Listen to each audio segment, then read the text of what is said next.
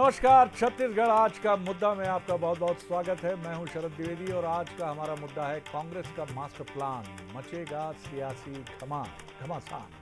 हार की अग्नि परीक्षा से निकलकर कांग्रेस ने विधानसभा के मानसून सत्र की समीक्षा के बाद एक मास्टर प्लान तैयार किया है। जाहिर है वो खुद को एक नई ऊर्जा से संचालित संगठन के तौर पर कांग्रेस में खड़ा करना चाहती है और सड़क से लेकर सदन तक सत्ताधारी दल को घेरने की मजबूत रणनीति बना रही है। क्या है कांग्रेस का मास्टर प्लान, जिस पर मचा है सियासी घमासान, बताएगी ये रिपोर्ट। तो देखिए ये रिपोर्ट। कांग्रेस में मंथन से निकला अमृत। मानसून सत्र से पहले कार्यकर्ता हुए एक्टिव। पार्टी ने की बड़े प्रदर्शन की तैयारी। मोर्चा प्रकोष्ठों को दी जिम्मेदारी। विधानसभा और लोकसभा चुनाव में मिली करारी हार से उभरी कांग्रेस नए मिशन पर जुटी है। विधानसभा के मानसून सत्र से पहले कार्यकर्ताओं को रिचार्ज करने एक और बड़े आंदोलन की तैयारी है, जिसके लिए बाकायदा मास्टर प्लान तैयार किया गया है। कांग्रेस का मास्टर प्लान। कांग्रेस ने सरकार को घेरने बनाया मास्टर प्लान। प्रदेश में बड़े आंदोलन की तैयारी। कानून व्यवस्था, खाद बीज की समस्या का होगा प्रदर्शन। संगठन को एकजुट करने किया जाएगा फोकस। निचले स्तर पर वरिष्ठ नेताओं को दी जाएगी जिम्मेदारी। मोर्चा प्रकोष्ठ और विभागों में वरिष्ठों को मिलेगी जिम्मेदारी। 2 दिन पहले हुई संगठन की बैठक में मंथन में निकला अमृत। निकाय चुनाव से पहले एक्शन मोड में लौटेगी कांग्रेस। कांग्रेस का मकसद इस रणनीति के जरिए शहर सरकार से पहले खुद को साबित करने का है। यही वजह है कि सभी बड़े नेता एकजुट होते दिखाई दे रहे हैं, जिस पर बीजेपी तंज कस रही है। वरिष्ठ नेताओं के साथ बैठक हुई है कि विधानसभा घेराव करेगी कांग्रेस पार्टी। सत्र के दौरान कानून व्यवस्था का सबसे बड़ा मुद्दा है, लॉ एंड ऑर्डर का सबसे बड़ा मुद्दा है। खेती किसानी का समय और वैसी सूखे की स्थिति है, उसके बावजूद भी किसानों को सरकार ने नकली खाद और नकली बीज देकर डबल मार रही है। इन सारे मुद्दों को लेकर कांग्रेस एक बड़ा प्रदर्शन करने जा रही है। देखिए, सभी राजनीतिक दलों को अपनी गतिविधियां करने का अधिकार है, पर कांग्रेस की अभी समीक्षा बैठक हुई। हम सब ने देखा कैसे एक दूसरे के ऊपर आरोप प्रत्यारोप हुआ। इस बैठक में भी यही होने वाला है। कांग्रेस ने जिस प्रकार से छत्तीसगढ़ की जनता को छला, धोखा दिया, छत्तीसगढ़ की जनता कभी कांग्रेस पर भरोसा करने वाली नहीं है। छत्तीसगढ़ कांग्रेस में गुटबाजी को लेकर हमेशा चर्चा होती रही है। संगठन में गुटबाजी का असर चुनाव के नतीजों पर भी पड़ा, लेकिन अब इस मंच पर आकर नेता एकजुटता का संदेश देने की कोशिश में है। साथ ही सरकार को घेरने की भी रणनीति बनाई जा रही है। अब देखना होगा कि आखिर जनता तक अपनी बात पहुंचाने में कांग्रेस कितना सफल हो पाती है। चलिए तो सीधे अब रुख करते हैं मेहमानों की तरफ, जो इस बहस में हमारे साथ इसे पूरी गरिमा के साथ आगे बढ़ाएंगे। हमारे साथ हैं अनिरुद्ध दुबे जी, वरिष्ठ पत्रकार हैं, राजनीतिक विश्लेषक हैं, छत्तीसगढ़ ही नहीं देश की राजनीति को भी समझते हैं। अजय गंगवानी जी हैं, शालीनता के साथ डटे रहेंगे, सफ़ेद जैकेट काफ़ी फब रही है उन पर।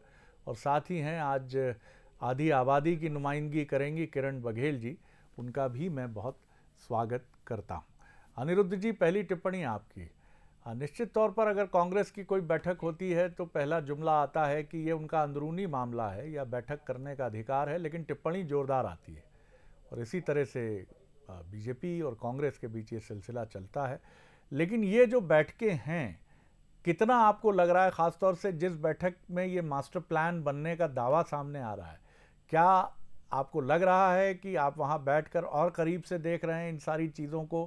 क्या आपको लग रहा है कि कांग्रेस ट्रैक पर लौट रही है, उसकी गाड़ी पटरी पर वापस आ रही है?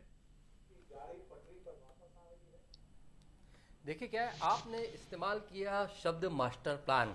मास्टर प्लान यानी बड़े बड़े दृष्टिकोण, बड़े कदम और बड़ी योजनाएं, तभी मास्टर प्लान की सार्थकता है। और जी, और छत्तीसगढ़ की जहां तक बात है तो ये जो 6 महीने जो हैं अभी जुलाई से लेकर दिसंबर तक के, वो बहुत निर्णायक साबित होने वाले हैं। उसका कारण ये है कि अक्टूबर या फिर दिसंबर में रायपुर दक्षिण उपचुनाव, फिर दिसंबर में नगरीय निकाय चुनाव, और इसके अलावा अब 22 तारीख से शुरू होने जा रहा है विधानसभा का मानसून सत्र। ये 6 महीने किसी भी राजनीतिक पार्टी के ग्राफ को ऊपर ले जाने या फिर ग्राफ गिरावट की स्थिति में आने में महत्वपूर्ण भूमिका निभाने वाले हैं जी। और आज कांग्रेस भवन में यानी राजीव भवन में कांग्रेस की मैराथन बैठक चली। मैराथन शब्द का इस्तेमाल भी आज आपके चैनल ने किया है, और निश्चित रूप से जो है उसमें जो 2 बिंदुओं पे जो बातचीत हुई, तो कोई भी राजनीतिक पार्टी यदि सूझबूझ का परिचय दे तो उसको उसी दिशा में जाना चाहिए थी जिसमें कांग्रेस गई। एक तो जो 22 तारीख से विधानसभा का मानसून सत्र शुरू हो रहा है, तो उसमें क्या कदम उठाए जाने हैं, वो एक बड़ी बैठक थी जिसमें भूपेश बघेल जी, डॉक्टर महंत जी और महामंत्री जो संगठन के हैं वो सारे बड़े नेता मौजूद थे। उसके बाद फिर रायपुर दक्षिण विधानसभा क्षेत्र के नेताओं और कार्यकर्ताओं की बैठक हुई उपचुनाव को लेकर।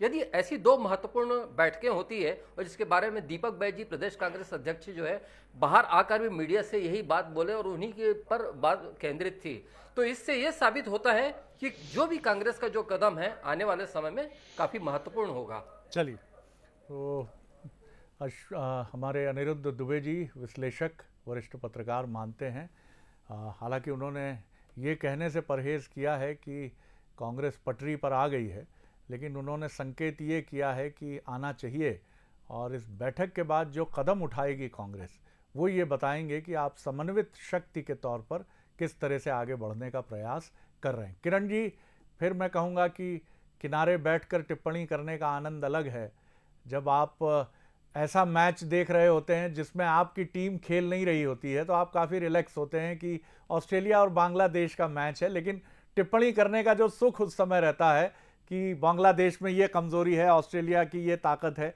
तो ये अवसर आपके लिए भी खुला है। कैसे देखती हैं आप उस पार्टी को जिससे आपका बहुत ही करीबी इस मायने में रिश्ता है, छत्तीसगढ़ ही नहीं देश में भी, कि मजबूत प्रतिद्वंदी है आपकी वो? जी बिल्कुल शरद जी, जिस प्रकार अभी मंथन का दौर कांग्रेस में चल रहा है, मुझे लगता है कुछ देरी हो गई है, और ये अगर मंथन का दौर विधानसभा के तुरंत बाद हो जाता तो शायद रिजल्ट या प्रभाव लोकसभा के चुनाव में देखने को मिलता। मंथन 6 माह बाद हो रहा है, विधानसभा और लोकसभा हारने के बाद, तो मुझे लगता है कि इस मंथन और पहली जो इनकी समीक्षा बैठक हुई 6 माह बाद, जो एक दिल्ली से फैक्ट फाइंडिंग कमेटी आई थी, कितने फैक्ट फाइंडिंग करके गई वो तो वक्त ही बताएगा। और जिस प्रकार फैक्ट फाइंडिंग कमेटी के सामने इनका सिर फुटअवल हुआ अभी कांग्रेस के नेताओं का, वो भी जग जाहिर है। बहरहाल कल की आज की जो बैठक हुई, मैराथन बैठक हुई, जिसपे मुझे लग रहा है बहुत चिंतन मंथन किया गया। कितना असरदार है ये चिंतन मंथन, ये तो आने वाले उपचुनाव और नगरीय निकाय चुनाव में ही इसका असर देखने को मिलेगा। और रही बात भाजपा की, तो भाजपा के लिए हमेशा यही कहा जाता है कि BJP is always in action mode या इन इलेक्शन मोड। हम 365 दिन भाजपा के कार्यकर्ता और नेता कार्य करते ही रहते हैं, और कहीं ना कहीं लगे रहते हैं। किसी भी चुनाव की बात करें या किसी भी संगठनात्मक बैठक की बात करें, तो बीजेपी का हर कार्यकर्ता 365 दिन कार्य करता रहता है जी। और मुझे लगता है जिस प्रकार जनता ने लोकसभा में और विधानसभा में पूर्ण बहुमत के साथ, पूर्ण विश्वास के साथ मोदी जी को यहाँ साय सरकार को छत्तीसगढ़ में बिठाया है, अभी डबल इंजन की सरकार है, हम बहुत मजबूत हैं, और इसका असर आने वाले नगरीय निकाय चुनाव में भी हमें देखने को मिलेगा। क्योंकि हम ये इंश्योर करेंगे कि जितनी जन कल्याणकारी योजनाएं हैं वो समाज के अंतिम छोर के अंतिम व्यक्ति तक पहुंचे। मैं लौटता हूं दूसरे राउंड की तरफ। असर हमको आने वाले चुनाव में देखने को मिलेगा। बिल्कुल, लेकिन किरण जी, अभी हम थोड़ी देर पहले मध्य प्रदेश में जब बात कर रहे थे पॉलिटिकल डिबेट में, तो यही बात वहां भी उठी कि पूरे समय इलेक्शन मोड पे रहती है बीजेपी। थोड़ा छुट्टी भी लेना चाहिए कभी कभी, थक जाते होंगे कार्यकर्ता भी, थक जाते होंगे नेतागण भी, और उस स्थिति में जबकि वर्ल्ड कप जीत कर आप ले आते हैं, केंद्र में सरकार बना लेते हैं, छत्तीसगढ़ में बना लेते हैं, मध्य प्रदेश में बना लेते हैं, थोड़ा पहाड़ देखना चाहिए, नदी देखना चाहिए, थोड़ी देर के लिए भूल जाना चाहिए। जैसे कॉरपोरेट कल्चर में भी कहा जाता है कि टारगेट अचीव कर लिया है, हो आइए सिंगापुर, थोड़ा घूम कर आइए। चलिए, गंगवानी साहब देख रहे हैं, अभी उनके लिए तो युद्ध काल है, और आगे बढ़ना है, निरंतर आगे बढ़ना है। चुनौतियां अपार हैं, साधन सीमित हैं और लड़ाई लेकिन हौसले से लड़ी जाती है। लड़ाई का संबंध संसाधनों से नहीं होता। गंगवानी साहब, आपकी टिप्पणी।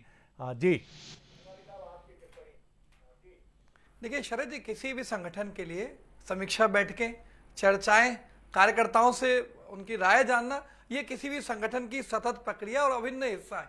और कांग्रेस पार्टी में पूरी तरह से आंतरिक लोकतंत्र है। एक वरिष्ठ नेता, एक वरिष्ठ मंत्री से लेकर एक छोटा से छोटा कार्यकर्ता भी हमारी मीटिंग में खुलकर अपनी राय जाहिर कर सकता है। आज समीक्षा बैठक में हम जो कोई हमारी कमजोरियां रही, जो कमियां रही, जो परिणाम हमारे अपेक्षित नहीं रहे, उसको किस प्रकार से बेहतर किया जा सकता है, क्या हमारी मजबूतियां थी जिसका फायदा उठाकर आने वाले नगरीय निकाय चुनाव में और जो त्रिस्तरीय पंचायत चुनाव में किस प्रकार से दमदारी से प्रदर्शन किया जाएगा, ये अभिन्न हिस्सा रहा। देखिए महत्वपूर्ण बात है, अगर नगरीय निकाय की बात हो रही है तो 14 की 14 नगर निगम, 48 में से 44 नगर पालिकाएं, 122 में से 109 नगर पंचायतों में वर्तमान में कांग्रेस का कब्जा है। ये सत्ता पक्ष की बात नहीं है शरद जी, जब विपक्ष में थे तब भी रायपुर में महापौर था। ये लगातार भारतीय जनता पार्टी के घबराहट और बौखलाहट का नतीजा है कि ये महापौर के चुनाव को, ये नगर पालिका अध्यक्ष के चुनाव को इनडायरेक्ट की बजाय डायरेक्ट करने का प्रयास करें। ये कितना भी उठापटक कर ले, कितनी भी टालमटोल कर ले, लेकिन कांग्रेस पार्टी जीत दर्ज करेगी।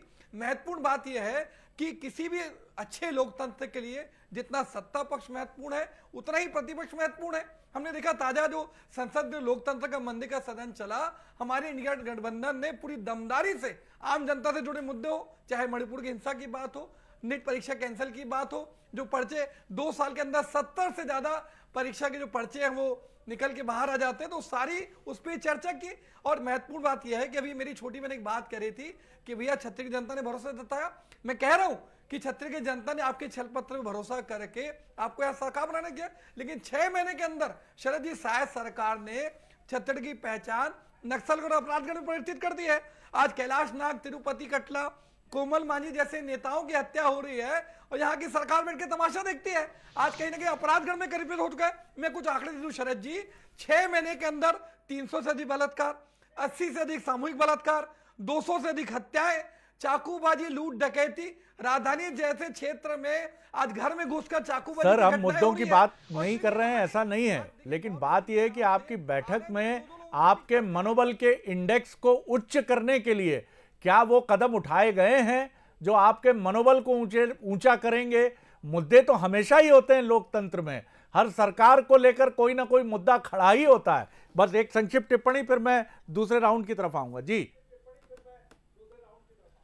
शरद जी, बहुत अच्छा प्रश्न आपका। देखिए इस बैठक में न केवल प्रदेश के जो पदाधिकारी हैं, आज विधानसभा लेवल पे जो पदाधिकारी हैं, हमारे जिला अध्यक्ष हैं, मंडल प्रकोष्ठ के जो अध्यक्ष हैं, मोर्चा प्रकोष्ठ है, प्रत्येक व्यक्ति से, प्रत्येक जिम्मेदार अधिकारी से, कार्यकर्ता से, बूथ के कार्यकर्ता से डायरेक्ट चर्चा करके पूरी तरह चार्ज कर दिया गया है। और लेकिन महत्वपूर्ण बात शरद जी ये भी है कि कार्यकर्ताओं के चार्ज के साथ साथ 6 महीने में जो कठपुतली की सरकार है, जो रिमोट कंट्रोल की सरकार है, जो पीएमओ द्वारा निर्देशित केंद्र शासित प्रदेश की तरह छत्तीसगढ़ काम कर रहा है, पूरी दमदारी से सड़क से सदन की लड़ाई लड़ेंगे। और विपक्ष जो महती भूमिका निभानी चाहिए, जो सरकार की कमजोरियां है, जो गलतियां हैं, जिसके दम पे चर्चा करके आम जनता के हितों में सही निर्णय लिया जा सके। चलिए, लेकिन मुझे एक चीज, मेरा विनम्र अनुरोध है, सुझाव देने का अधिकारी मैं नहीं हूं, हम एंकर्स को यह अधिकार नहीं है कि हम आपको बताएं क्या अच्छा है क्या बुरा है, लेकिन मुझे लगता है कि लोकतांत्रिक तरीके से निर्वाचित सरकार और लोकतांत्रिक तरीके से ही, चाहे कांग्रेस हो बीजेपी है, वो अपना मुखिया चुनती है। मुझे याद है 2003 में डॉक्टर रमन सिंह और मध्य प्रदेश में 2005 में जब शिवराज जी सत्ता में मुखिया के तौर पर आए तो लोगों ने कहा बहुत सरल नेता हैं दोनों, कैसे चलाएंगे गाड़ी, कैसे चलेगी गाड़ी। शिवराज जी के लिए बारंबार ये टिप्पणी आती थी और रमन सिंह जी को भी मैं जानता हूं आरंभ से, जब वो केंद्रीय राज्य मंत्री थे। तो आप ये मत समझिए, प्लेयर को पिच पर आने का मौका मिलता है, फिर उसके बाद रन बनाना वो शुरू करता है। तो शुभकामनाएं दीजिए, चाहे कांग्रेस के नेता हो चाहे बीजेपी के। दुबे जी, कांग्रेस की बैठकों के लिए ये कहा जाता है सर फुटअव्वल, लेकिन मुझे लगता है ये चरित्र है कांग्रेस की बैठकों का, जैसे बीजेपी की बैठकों का चरित्र है अनुशासन। अगर मैं आऊंगा गंगवानी साहब, आऊंगा, आप व्यग्र ना हो। मुझे याद आता है कि करीब करीब 1.5 दशक पहले उमा भारती जी, जब लाल कृष्ण आडवाणी जी राष्ट्रीय अध्यक्ष होते थे, तो पहला हमने बगावती सुर जो बीते 2-2.5 दशकों में सुना था वो उमा जी का सुना था, जब उन्होंने बैठक का बायकॉट किया था, सो कॉल्ड जो उनके खिलाफ इंटरनल ब्रीफिंग होती थी। लेकिन उसके बाद मैंने बीजेपी की बैठकों में कभी ऐसा बहिष्कार नहीं देखा और किसी नेता का ऐसा स्वर नहीं सुना। तो सर, फुटबॉल तो कांग्रेस के लिए शुभ सगुन है, क्या कहेंगे आप? जी दुबे जी, आप ही से सवाल है। जी सर, जो आपने जो सर फुटबॉल की बातचीत की, और यहाँ देखिए छत्तीसगढ़ की जहाँ तक बात है, जोगी जी का शासनकाल मैंने देखा, डॉक्टर रमन सिंह जी का शासनकाल देखा, भूपेश बघेल जी का शासनकाल देखा, बट अब ये 3 अलग अलग चरणों में मैंने चीज़ों को देखा, तो यहाँ पे कभी इस सर फुटबॉल वाली स्थिति नहीं आई। लेकिन कभी कुछ ऐसा लगा कि किसी पे गाज गिर सकती है, तो यहाँ पे गाज भी गिरते नजर नहीं आई। क्योंकि याद है मुझे, डॉक्टर रमन सिंह जी का शासनकाल था, अमर अग्रवाल जी यहाँ पर स्वास्थ्य मंत्री थे, और वहाँ पे गर्भाशय कांड, आंख फोड़वा कांड, पता नहीं क्या क्या हो गया, पता लगा कि अब जाने वाली है अमर अग्रवाल जी की स्वास्थ्य मंत्री की कुर्सी। तो ये सारी चीजें हैं, और अंदर की बात है, देखिए खुल के नहीं आती, क्योंकि मैं कोई दावा नहीं कर सकता। किसी भी पार्टी का अंदरूनी मामला होता है, गोपनीय मामला होता है। बताते हैं कि यहाँ तक कहा गया था कि इस्तीफा दे दो, तो वहां पे बताया जाता है कि अमर अग्रवाल जी ने कहा था कि अगर कहीं हटाना है तो हटा दो, मैं स्वतः से इस्तीफा नहीं दूंगा। खैर, बात कहीं कुछ बिगड़ी नहीं, अमर अग्रवाल जी स्वास्थ्य मंत्री रहे। लेकिन सर, एक चीज बड़ी गौर करने लायक है, आपने जो है बात जो है बहुत पकड़ी, ऑस्ट्रेलिया और बांग्लादेश का उदाहरण दिया, दोनों क्रिकेट टीमें हैं। तो देखिए क्या है कि बड़ा एक रोचक क्षण जो है छत्तीसगढ़ में आया। 18 के चुनाव में, जैसे 18 की बात कर ले तो भारतीय जनता पार्टी कहा करती थी कि हमारी फिर से सरकार बन रही है, बन गई कांग्रेस की, बड़ा रोचक मुकाबला था। फिर 2023 की बात आई तो कांग्रेस के लोग बोलते थे, अजय गंगवानी जी बैठे हैं, कि हमारी सरकार फिर से बन रही है। मुकाबला बड़ा रोचक रहा, बन गई बीजेपी की सरकार, और आपने विश्व कप शब्द का भी इस्तेमाल किया। तो देखिए, जो विश्व कप वाकई में यहाँ डबल इंजन तो हो गया है, लेकिन एकदम आखिरी ओवर में जाके ले दे के मैच जीतने वाली स्थिति रही है सर। और जहां तक कि आपने आज मनोबल शब्द का भी इस्तेमाल किया, खासकर कांग्रेस के लिए, तो एक बीच में जो है कि पिछला एपिसोड है जिसका मैं संक्षिप्त में वर्णन करूंगा, बहुत डिटेल में नहीं जाऊंगा। राजनांदगांव लोकसभा क्षेत्र को लेकर यही राजीव भवन में बैठक थी, और संयोग से उस दिन प्रदेश कांग्रेस अध्यक्ष दीपक बैज जी की पत्रकार वार्ता भी थी कानून व्यवस्था को लेके, और एक गुमनाम पत्र पूरे राजीव भवन में दौड़ते हुए पूरे मीडिया के लोगों तक चला गया, और उसमें बिंदु यही आया कि कार्यकर्ताओं की उपेक्षा। और मैं ये कह रहा हूं कि किसी भी पार्टी का गोपनीय मामला होता है तो ये बताते हैं कि जो लोकसभा वार जो चर्चा गई, उसमें जो गोपनीय रिपोर्ट दिल्ली गई है, उसमें भी यही बिंदु आया है, कार्यकर्ताओं की उपेक्षा। जी वाह, आपने किस तरह से शब्दों को पकड़कर अपनी बात की। ये शब्दों के धनी और कलम के धनी एक पत्रकार की निशानी है। प्रणाम है आपकी मेधा को। किरण जी, आपकी तरफ में आऊँ। निश्चित तौर पर जो बात बताई है, विश्लेषण किया है अनिरुद्ध जी ने, एकदम माकूल है कि 18 में बीजेपी बहुत आशान्वित थी और आंधी आई कांग्रेस की। इतनी थंपिंग मेजॉरिटी हम लोग भी नहीं सोच रहे थे। मध्य प्रदेश में भी कांग्रेस की सरकार बनी, लेकिन बहुत मार्जिनल, जनादेश भी नहीं मिला पूरा मुकम्मल। लेकिन छत्तीसगढ़ में आंधी थी। इस बार ऐसा लग रहा था कि भूपेश बघेल जी का जादू फिर चलेगा, तो आप आ गए, बीजेपी आ गई। ये लोकतंत्र का बहुत दिलचस्प पहलू है। तो लेकिन एक मैसेज भी दोनों पार्टियों के लिए कि खुशफहमियां मत पालिए, ग्राउंड पर मेहनत करिए। जरा भी खुशफहमी पाली और जरा भी आप इधर उधर के विश्लेषणों में उलझे तो गए। जी बिल्कुल शरद जी, खुशफहमी नहीं पालनी है। साथ में जिस प्रकार छत्तीसगढ़ को भ्रष्टाचार के गर्त में कांग्रेस की पूर्ववर्ती सरकार ने डाला, वो भी नहीं करनी। जिस प्रकार 15 साल के वनवास के बाद, बड़े ही संघर्ष के बाद कांग्रेस को सत्ता में आने का मौका मिला था, जिसका दुरुपयोग इन्होंने भ्रष्टाचार कर करके किया। ऐसा कोई भी विभाग नहीं बचा था जिसपे ये भ्रष्टाचार नहीं कर पाए। हमने चारा घोटाला सुना था, ये तो गोबर पे भी घोटाला कर लिए। और कुछ ही दिन पहले शिक्षा के मंदिर में भी 2000 करोड़ का घोटाला करने से बाज नहीं आई कांग्रेस की सरकार। यही कारण है कि इनको विधानसभा और लोकसभा में मुंह की खानी पड़ी। रही बात, अभी गंगवानी जी बोल रहे थे कि हमारे पीएमओ से संचालित होने वाली सरकार, तो गंगवानी जी आपको याद दिला दूं, किस प्रकार 5 साल 2.5 साल का फॉर्मूला चलता रहा, और किस प्रकार चरणदास महंत जी से लेकर अजय सिंह अग्रवाल और आपके डीएमएफ फंड को लेकर आपके ही मोहन मरकाम जी ने कितने सवाल उठाए अपने ही सरकार पे, और किस प्रकार उसका परिणाम निकला कि मोहन मरकाम जी को अपना अध्यक्ष पद से भी हटना पड़ा। तो किस प्रकार 5 साल आपकी सरकार चली गई, तो छत्तीसगढ़ की जनता बेहतर जानती है। लौटूंगा, गंगवानी साहब, एक बड़ी पुरानी हमने कहानी सुनी है वाजिद अली शाह साहब की, कि वो इसलिए गिरफ्तार हो गए थे कि जूतियां पहनाने वाला कोई नहीं था उनको। लखनऊ के नवाब थे। और बीजेपी और कांग्रेस में एक अंतर ये भी है कि एक संघर्ष की पार्टी है तो वो सत्ता में आने पर भी विपक्षी पार्टी की तरह व्यवहार करती है, और एक पार्टी है जो, मैं वाजिद अली शाह से माफ़ कीजिएगा बिल्कुल तुलना नहीं कर रहा हूँ, लेकिन वो ऐसी पार्टी है 135 साल की है, 40 साल उसने शासन किया है, तो वो उसमें कहीं वो एलिमेंट है कि हम तो फिर हासिल कर लेंगे। इससे तो आपको निकलना पड़ेगा जी। शायद ये 2 से 3 बातें महत्वपूर्ण है। सबसे महत्वपूर्ण, मैं इस बात को स्वीकार करता हूं कि भारतीय जनता पार्टी का हर कदम सिर्फ और सिर्फ सत्ता की प्राप्ति के लिए येन केन प्रकार संवैधानिक संस्थाओं का दुरुपयोग करके सरकार बनने में सफल होते हैं। एक आंकड़ा दे दूं शरद जी, 116 उम्मीदवारों को कांग्रेस और विपक्षी दलों से ईडी, आईटी, सीबीआई के दम पे अपनी पार्टी में शामिल करके ये लोकसभा की टिकट देते हैं। चिंतामणि महाराज छत्तीसगढ़ का एक सबसे बड़ा उदाहरण है। दूसरी बात, मेरी बहन बहुत बड़ी बड़ी बातें कर रही है। 4 से 5 हजार रुपए की रेत की गाड़ी आज 20 से 25 हजार बिकती है। 5 साल तक शराब में राजनीति करने वाले लोग आज शराब के निर्माताओं से सीधा खरीदी करने का कारण क्या है? कमीशनखोरी, भ्रष्टाचार। एक महत्वपूर्ण बात शरद जी, दिल्ली में आज सरकार पे आरोप लगा कि शराब जो है डायरेक्ट निर्माताओं से खरीद के ये कमीशनखोरी, भ्रष्टाचार कर रहे हैं। चलिए, वही नीति शायद सरकार में किस नीति लागू करी बता दे।